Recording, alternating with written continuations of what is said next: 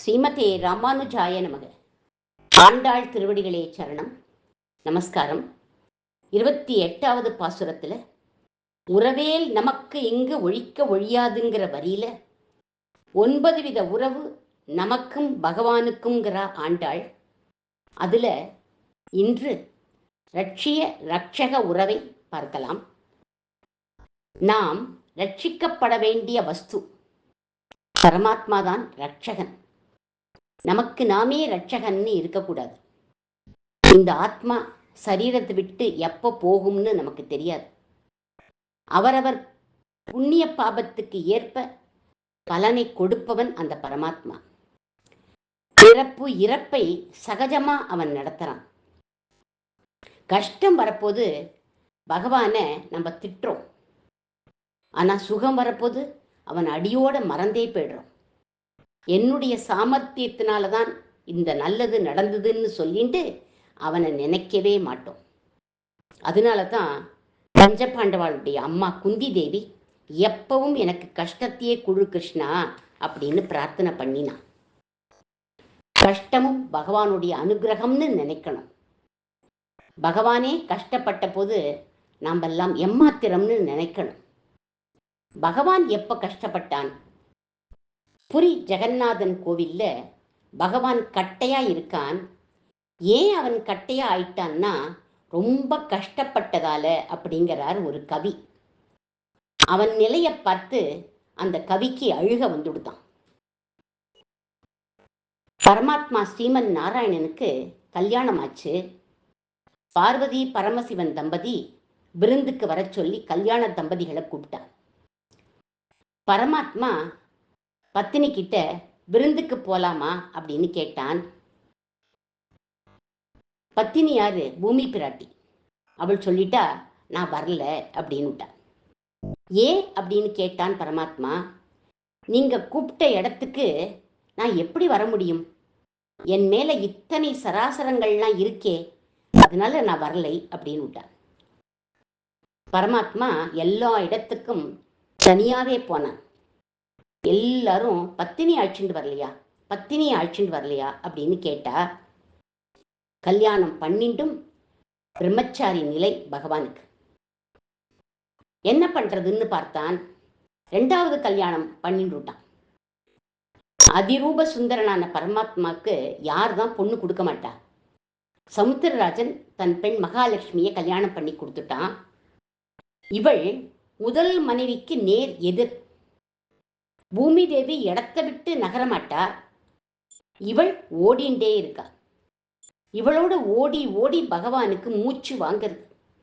இனிமே இவளோட ஓட முடியாதுன்னு தீர்மானிச்சுட்டான். இனிமே கல்யாணமும் பண்ணிக்க கூடாதுன்னு தீர்மானம் பண்ணிட்டுட்டான். மனைவிகள் தான் சரியில்லை, பிள்ளைக்கிட்ட போவோமே அப்படின்னு பிள்ளையான மன்மதனை பார்க்கறதுக்காக வந்தான். அங்க ஒருத்தர் சொன்னார், பரமசிவன் கிட்ட மன்மதன் அபச்சாரப்பட்டு பஸ்பமா போயிட்டான் அப்படின்னார். அதை கேட்டு வருத்தப்பட்டு புத்திர சோகம் அவனுக்கு உலுக்கிறது போட்டு தாங்க முடியல. அந்த சோகத்தை நில குலைஞ்சு போயிட்டான். கண் சுழன்று மயக்கமாகி ஆதிசேஷன் மேல வந்து படுத்துட்டான். எஜமானர் அவஸ்தைப்படுற போது ஆதிசேஷன் கைங்கரியம் பண்ணாம அது என்ன பண்ணித்துன்னா புஷ் புஷ்ன்னு விஷத்தை கக்கிறது. உடனே படுக்கையை விட்டு எழுந்தான். இறங்கி மாமனார் கிரகத்துக்கு போவோம் அப்படின்னு கிளம்புறான். யாரு மாமனார்? சமுத்திரராஜன் தானே மாமனார். பெண் மகாலட்சுமியோட போனாதானே அவர் வரவேற்பார். தனியா வந்த இவரை அவர் வரவேற்கல. ஒரு பெரிய அலையால வெளியில தள்ளிட்டார். இனிமே பந்துக்களே வேண்டாம்னு உதறிட்டு கருடன் மேலே ஏறி உட்காந்து காசி யாத்திரை போயிடுவோம்னு கிளம்பிட்டார் பகவான். புரி கஷேத்திரத்துக்கு மேல கருடன் பறந்துட்டே இருக்கிற போது கீழே ஒரு பாம்பை பார்த்தான் கருடன். கீழே இறங்கிட்டு கருடன் சொல்றான், நான் அந்த பாம்பை சாப்பிட்டுட்டு வரேன், அது வரைக்கும் பேசாம இங்கேயே உட்காண்டுருங்கோ அப்படின்னு. உட்கார பொறுமை இல்லை அப்படின்னா நடந்துட்டே இரும் அப்படின்னு. பகவான் தலையில கைய வச்சுட்டு உட்காந்துட்டான். இப்படி ஒரு அவல நிலை எனக்கு வந்துடுத்தே அப்படின்னு நினைச்சு நினைச்சு நினைச்சு பரமாத்மா கட்டையா போயிட்டான். அந்த கட்டைக்குள்ள பூந்துண்டுட்டான். அவ்வளவு கஷ்டம் பரமாத்மாக்குன்னு அந்த கவி இந்த மாதிரி வர்ணிக்கிறார். பகவானுக்கே கஷ்டம் வரப்போது நமக்கு வராம இருக்குமா? கஷ்டத்தை அனுபவிக்க அதுக்குத்தான் நம்ம பிறந்திருக்கோம்னு நம்ம நினைச்சுக்கணும். அதுதான் உத்தமம். சுகம் வந்தாலும் எகிரி குதிக்க கூடாது, துக்கம் வந்தாலும் நிலக்குலைஞ்சு போயிடக்கூடாது. சுகம் துக்கம் எது வந்தாலும் அதை பொறுத்துக்கணும். இவைகள் கர்ம வினைப்படி நடக்கிறது. அதுதான் சாஸ்திரமே அதைத்தான் சொல்றது. தேக யாத்திரை கர்மாதீனம், பகவத் யாத்திரை பகவத் அதீனம். சரீரம் அழிஞ்சிடும், ஆத்மாவை ரட்சிப்பவன் அந்த பரமாத்மா. அதனால நம்மோட புண்ணிய பாபங்களுக்கு ஏற்ப பிறவி சம்பவிக்கும்ங்கிற அறிவு நமக்கு ஏற்படணும். பகவான் பேர்லையோ மற்றவா பேர்லையோ தோஷம் சொல்லவே மாட்டோம். அந்த அறிவு வந்துடுத்துனா ரட்சிய வஸ்து நாம், ரட்சிப்பவன் அந்த பகவான். ஒரு நாளும் அவன் நம்மை கெடுக்க மாட்டான். ரட்சிப்பதையே கங்கணமாக கட்டின்னு இருக்கான் அந்த பகவான். பகவான் கைவிட மாட்டான்கிற விசுவாசம் நம்ம எல்லாருக்கும் இருக்கணும். இந்த விசுவாசம் நமக்கு சுலபத்தில் வந்துடாது. அக்கம் பக்கத்தில் உள்ளவா கிட்ட இருக்கும் விசுவாசம் கூட நமக்கு பகவான் கிட்ட வரதே கிடையாது. ஹிரண்யகசிபு கத்தியை எடுத்து பிரகலாதனை மிரட்டுறான். நீ சாகரத்துக்குனே பிறந்த வேண்டா, இந்த கத்தியால உன்னோட கழுத்தை வெட்டுறேன், தலை வேறு உடம்பு வேற துடிச்சுன்னு இருக்கும். அப்போ இந்த ஸ்தம்பத்துல பகவான் தெரியறான்னு சொன்னியே, எல்லா இடத்துலையும் இருக்கான்னு சொன்னியே, இந்த தூணுக்குள்ள இருக்கிற உன்னோட நாராயணன் வெளியில வந்து உன்னோட தலையையும் உடம்பையும் சேர்த்து உனக்கு பிராணன் உண்டு பண்ணுவானா அப்படின்னு கேட்டான் ஹிரண்யகசிபு. அந்த குழந்தை சொல்றது, அந்த காரியம் எல்லாம் பகவான் நாராயணன் பண்ண மாட்டான்பா அப்படின்னு சொல்லிட்டு. அப்போ அவனை ஏண்டா ஆசிரியிக்கிற? உன்னை வெற்ற என்ன ஆசிரியிடா? ஏன் போய் அவனை ஆசிரியிக்கிற? என்ன ஆசிரியிச்சா நீ சௌக்கியமா இருக்கலாமே. உன்னை காப்பாற்ற முடியாத அவனை ஏண்டா போய் அடி பண்ணிக்கிற அப்படின்னு திட்டினான் ஹிரண்யகசிபு. குழந்தை சொல்லிட்டு, அப்பா நான் சொல்றது உனக்கு புரியலப்பா அப்படின்னு சொல்லிட்டு. என்னடா புரியல? இந்த தூண்ல உட்கார்ந்துருக்கிறவன் என் கழுத்துக்கிட்ட கத்திய கொண்டு வர விட்டுருவானா? அப்புறமா தானே நீ என்னை வெட்ட முடியும் அப்படின்னு சொல்லிட்டு அந்த குழந்தை. எப்பேற்பட்ட ஒரு விசுவாசம் பாருங்கோ அந்த குழந்தைக்கு. நிஜமான பிதாவான பரமாத்மா கிட்ட நம்ம எல்லாருக்கும் இந்த மாதிரி விசுவாசம் இருக்கணும். அவன் கட்டாயம் ரட்சிப்பான். அவன் ரட்சிக்கலைன்னா வேறு யாரால ரட்சிக்க முடியுங்கிற பூரண நம்பிக்கை நம்ம எல்லாருக்கும் இருக்கணும். இந்த உலகத்துல கஷ்டப்படுறோம்னா இந்த கஷ்டம் எல்லாம் நாம் பண்ணின வினை பயன். நம்மை ஒரு நாள் பகவான் விசேஷமா கடாட்சிப்பான்னு பூரண பக்தியோட நம்ம இருக்கணும். ஒரு நாள் பகவான் நாரதர் பகவான் கிட்ட சொல்றான், யஸ்ய அனுகிரகம் இச்சாமி தனம் தஸ்ய ஹராம்யகம். யாருக்கு அனுகிரகம் பண்ண நான் நினைக்கிறேனோ அவளோட பொருளை அபகரிப்பேன் அப்படின்னா.